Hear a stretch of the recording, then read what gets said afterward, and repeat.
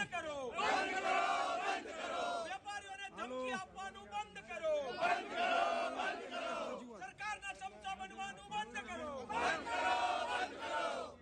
પીડિતોને ન્યાય આપો, અગ્નિકાંડ પીડિતોને ન્યાય આપો, સરકારની ચાપલુસી બંધ કરો,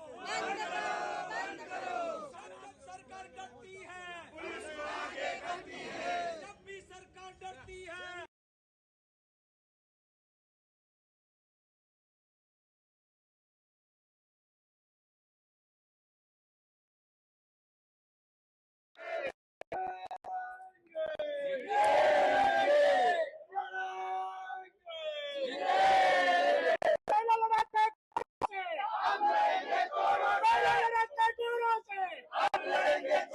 આ રાજકોટ શહેરની જનતાની લાગણી પીડિત પરિવારો સાથે જોડાય એટલા માટે હાથ જોડીને વેપારીઓ, દુકાનદારો, સંચાલકોને વિનંતી કરી છે, હાથ જોડીને કે તમારો માહિલો જો જાગેલો હોય તો આપણે બધાએ શાંતિપૂર્વક રીતે, સંપૂર્ણ અહિંસક રીતે રાજકોટ શહેરને બંધ પાડી સત્તાધીશોની આંખ ખુલે, પીડિતોને ન્યાય મળે એવો પ્રયત્ન કરવો જોઈએ.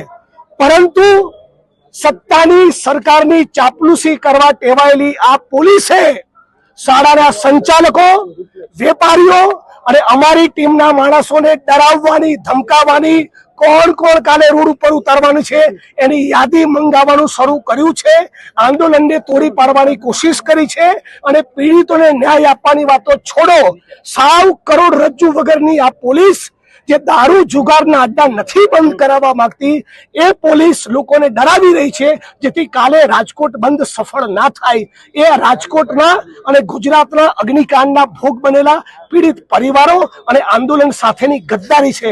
એટલે આજે પોલીસ કમિશનરને કહેવા આવ્યા છીએ કે તમારા પોલીસ ડિપાર્ટમેન્ટના માણસોને સમજાવી દો, આમાં મજા નથી. તમારા રાજકોટ પોલીસના ટોટલ ધંધા અમને ખબર છે. તમારી કલેક્ટર કચેરી, પોલીસ કમિશનરની કચેરી, તમારા બંગલાઓની 3 કિલોમીટરની ત્રિજ્યામાં ચાલતા દારૂ જુગારના અડ્ડાઓ અને ડ્રગ્સના કારોબારથી પણ અમે વાકેફ છીએ.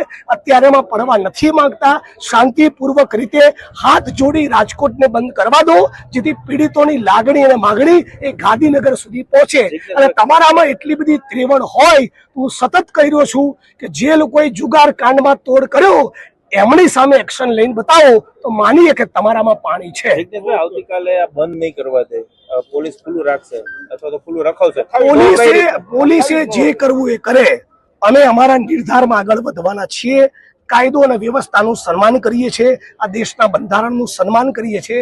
ફરી કહું છું, ભલે અત્યારે ઉશ્કેરાટ છે, નારાજગી છે, પણ બંધ કરાવવા તો હાથ જોડીને શાંતિપૂર્વક રીતે અહિંસક ઢબે નીકળીશું, પણ ચૂપ રહેવાના નથી પોલીસની આ દાદાગીરીની સામે.